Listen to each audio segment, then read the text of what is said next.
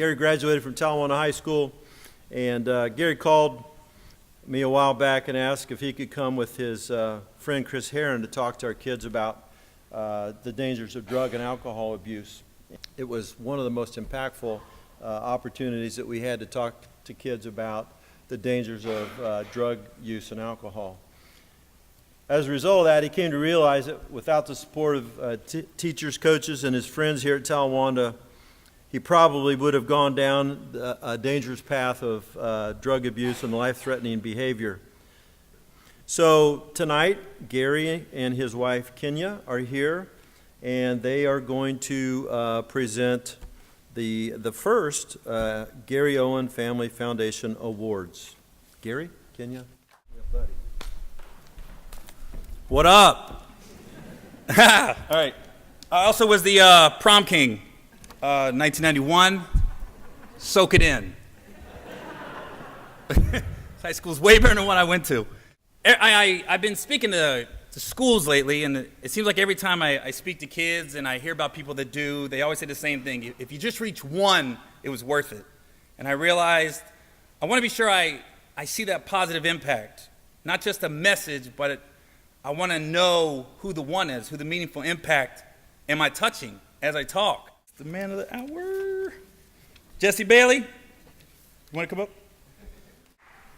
I actually met him 3 years ago. I was speaking at Butler Tech. And he came up to me, he was like, "Yo, I live in the same trailer park as you." He said it with so much enthusiasm. I've never seen someone so happy to live in a trailer. It was crazy. I was like, okay. I was at 111. What's that? What's that? Did we just get a heckler? Did that just happen? When we did the interviews, I didn't remember him right away. I was like, he said, "Yo, I met you." But I met him in his ninth grade year, and he had all this hair. It was very sideshow Bob-like. It was all over the place. So, good job with the cut. Appreciate that. I don't know if you know his story, but it's amazing he's even standing here. At one point while he was going here, he was sleeping in a tent in the woods. Then he was sleeping on his grandfather's trailer on the floor. No pillow, no blanket, no bed. He became friends with Shelly Pollock, who's a cafeteria aide here at Talawanda, her daughter Kristen. And Kristen started giving Jesse her lunch to make sure he had something to eat for dinner. Then she asked Shelly, "Can I get a pillow and blanket?" And Shelly said, "What for?" She says, "A friend of mine at school, he doesn't have anywhere to sleep." Shelly finds this out. Jesse starts coming over the house, Shelly's house. Shelly asks him, "Do you want to stay all night?" One night turned into a week turned into a month. Shelly is now Jesse's legal guardian. I think a lot of times in this society we look up to the rich and famous, and we think we should be like them because of how much money they make, or we see them on TV. That's you. That's me. Right, you want to be like me. You guys loosen up quick. And what my problem with society in general is we don't put value on certain professions. To me, if you get up for work and you punch that clock 9 to 5, there's value in that. Take Shelly, for instance. She's a cafeteria aide. A lot of people say, "Well, what is that? She just feeds kids lunch?" No, that's a woman. Every day she comes in contact with hundreds of kids. And how she greets that kid could dictate that kid's day. If she smiles at that kid, sometimes that could be the first smile that kid sees that day. Kid gets a bad grade on the test, is feeling down, he can come to the lunchroom, Shelly can be, "It's all right, there's other tests." There's so much value in that.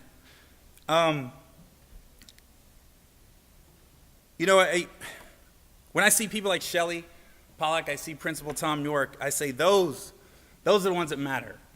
Those are the ones we should be valuing and celebrating. There was a time I was where he was.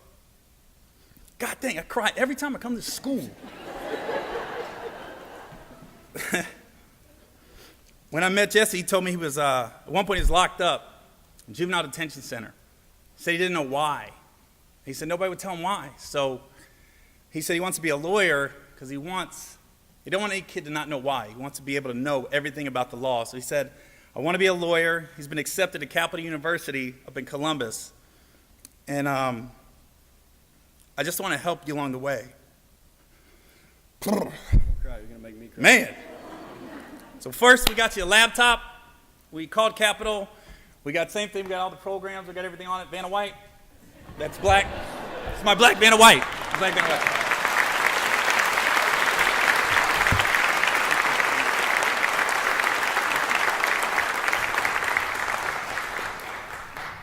Also, I graduated with a girl named Tracy Combs. Tracy, are you here? I know you're here. You was with me all day. So she went to Talawanda. She has her own law firm now, and she has offered Jesse an internship this summer before he goes to Capital at her law firm.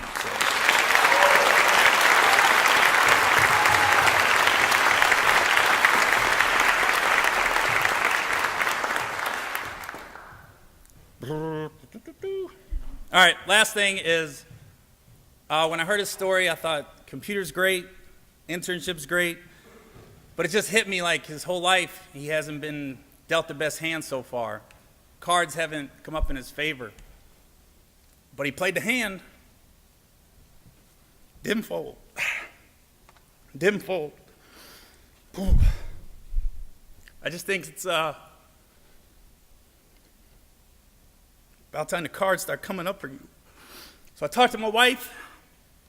We want to make sure you don't have to worry about books, food, where you're going to sleep, where you're going to eat. So we're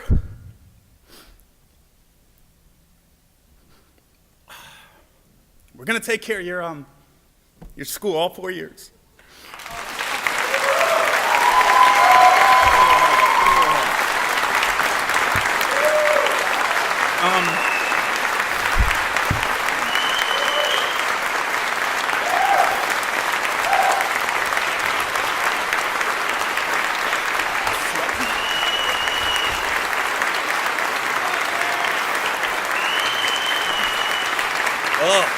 Mess.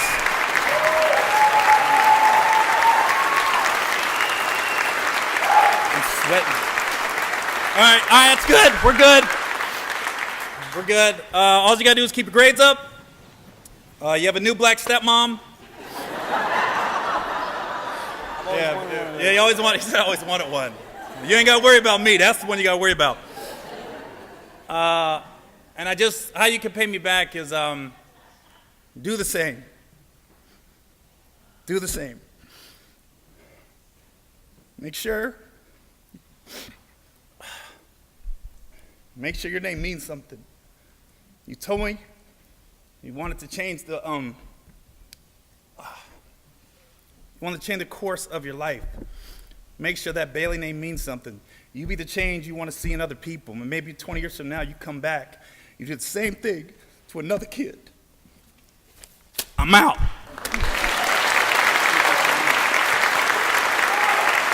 Oh,